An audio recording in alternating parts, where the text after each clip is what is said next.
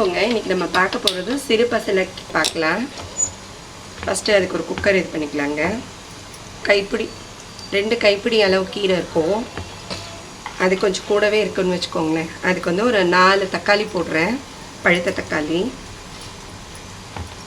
தம்மிக்கு நான் 3 பச்சை மிளகாய் போடுறேங்க. அது உங்களுக்கு தேவைக்கு ஏற்ற மாதிரி போட்டுக்கலாம். இதுக்கு பருப்பு போட தேவையில்லை, வெறுமை வெங்காயம் பூண்டு இதுதான். ஒரு கைப்பிடி பூண்டு போடுறேன்.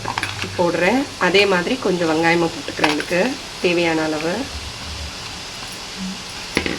இப்போ நம்ம கீரையை வாஷ் பண்ணியிருக்கோம். இந்த கீரை தாங்க சிறு பசலை கீரை. இது வந்து பூமியிலே வளர்ற தொட்டு அந்த சின்ன சின்ன வண்டு அந்த இதெல்லாம் இருக்கும். அதனால இப்படி ஃப்ரீ பண்ணிட்டு நல்லா வாஷ் பண்ணணும். ஒரு 3-4 வாட்டிக்கு வாஷ் பண்ணிக்கலாம். பாருங்க, இதில் நிறைய டஸ்ட்டு மேலேயே இதுவாகிடும் நமக்கு.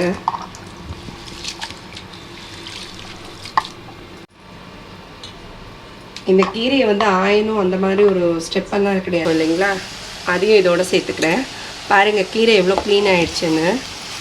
இதோட சேர்த்துக்கலாம்.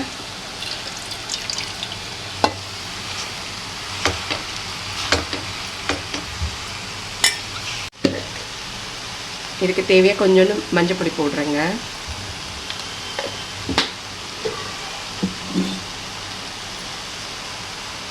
கீரைக்கு தேவையான கொஞ்சமாக தண்ணி ஊற்றிக்கலாம்.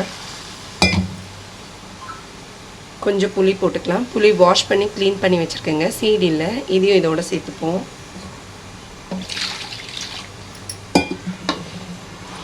இப்போ ஒரு 3 விசில்ஸ் போட்டுப்போம், கீரை நல்லா குக் ஆகிறதுக்கு.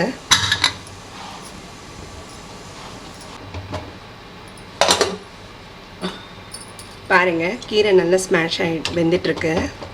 இப்போ அப்படியே ஸ்மாஷ் பண்ணிப்போம்.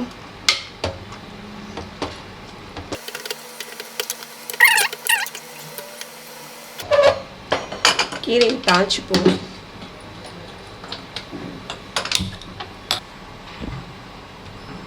இந்த கீரைக்கு நல்லெண்ணெயில் தாளிச்சா ரொம்ப நல்லா இருக்குங்க. கொஞ்சம் நல்லெண்ணெய் எடுத்துக்கலாம், தாளிக்கிற அளவுக்கு. வடவப்பை போட்டுப்போம்.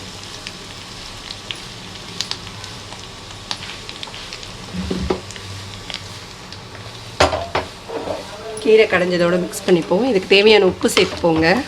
நான் கீரைக்கு உப்பு போடல, அப்படிக்கு தேவையான உப்பு சேர்த்துக்கலாம்.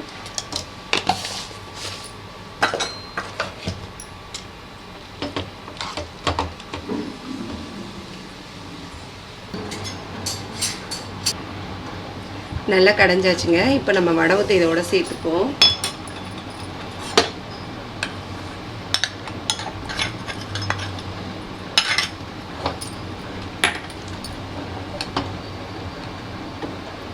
இந்த ரெசிபி நீங்களும் ட்ரை பண்ணி பாருங்கள்.